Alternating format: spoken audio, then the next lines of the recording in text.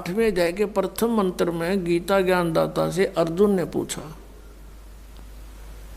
कि प्रभु आपने जो 7वें अध्याय के 29वें श्लोक में जिस तत्परम के बारे में, अध्यात्म ज्ञान के बारे में, सभी कर्मों के बारे में जो बताया है कि उसके जानने के बाद प्राणी केवल जरा और मरण से छूटने का ही प्रयत्न करता है। जरा माने बुढ़ापा और मरण माने मृत्यु।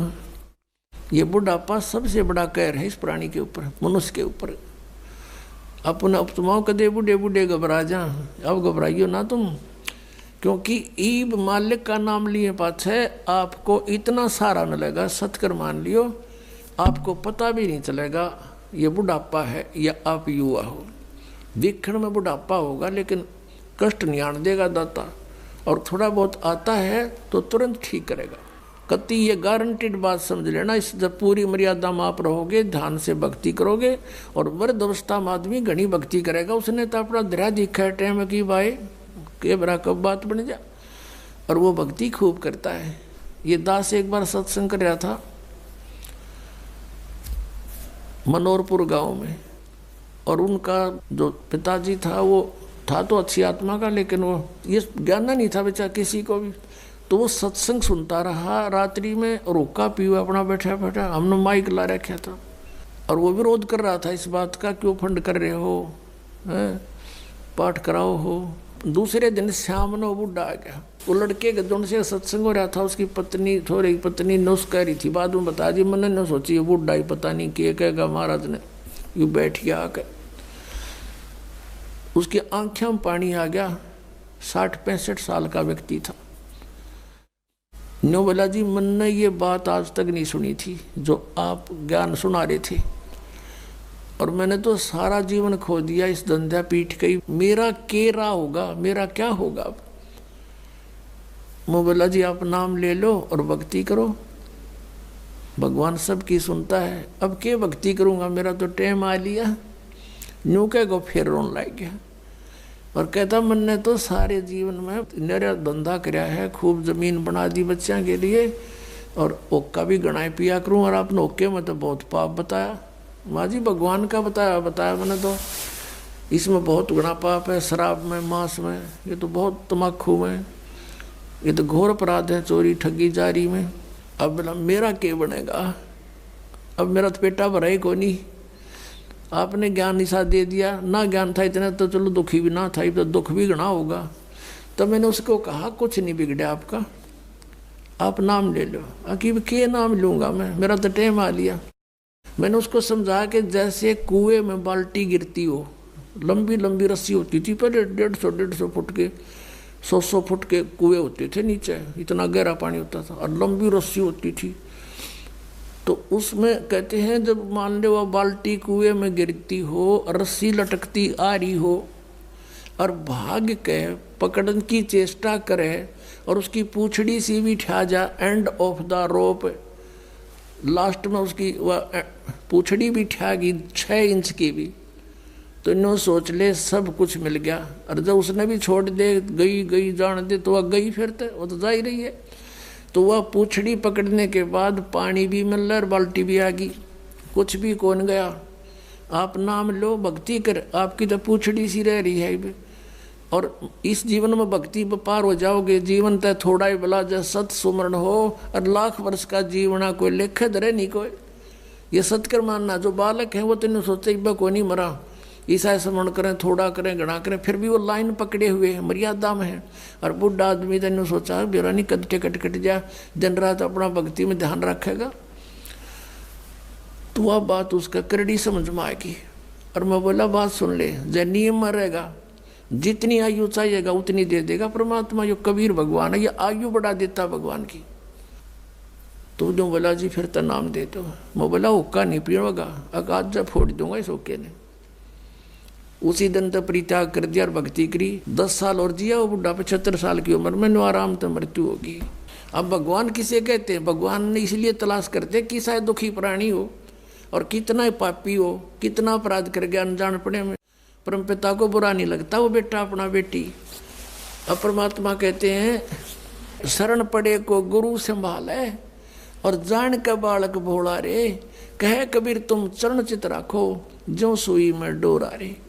अपने गुरुदेव के प्रति इतना लगाव रखो अटूट, जैसे सुई में धागा डाल दिया जाता है तो उसे दूर नहीं हो सकता, वो लटकता ही रहता है साथ के साथ। तो ऐसे आप ये मर्यादा, ऐसा लगाव अपने गुरु जी से रखना पड़ेगा। और फिर कहते हैं शरण पड़े को गुरु संभाले, जान के बालक भोला रे। जैसे अनजान बच्चा पालने में झूल रहा है, उसने टट्टी भी कर दी, पेशाब भी माए कपड़ों में कर दिया और हाथ पैर सारे खराब कर लिए। अब माँ आती है, वो देखती है कि तो सारा काम बिगाड़ रखा है, उसने वो बेटा या बेटी बुरा नहीं लगता, उसको पता है कि बालक से इसको पता नहीं, उन्हें नवावेगी, धोएगी, कपड़े धोकर सुखावेगी, फिर उन्हें दूध पियावेगी, सीने तो लगावेगी, प्यार करेगी। तो ऐसे ही परमात्मा को जानो तुम, सतकर मानना ये कबीर हमारा भगवान है, ये परम पूज्य परमात्मा कबीर देव ये हमारे पिता है, ये हमारी माता है, यही हमारा सच्चा साथी है।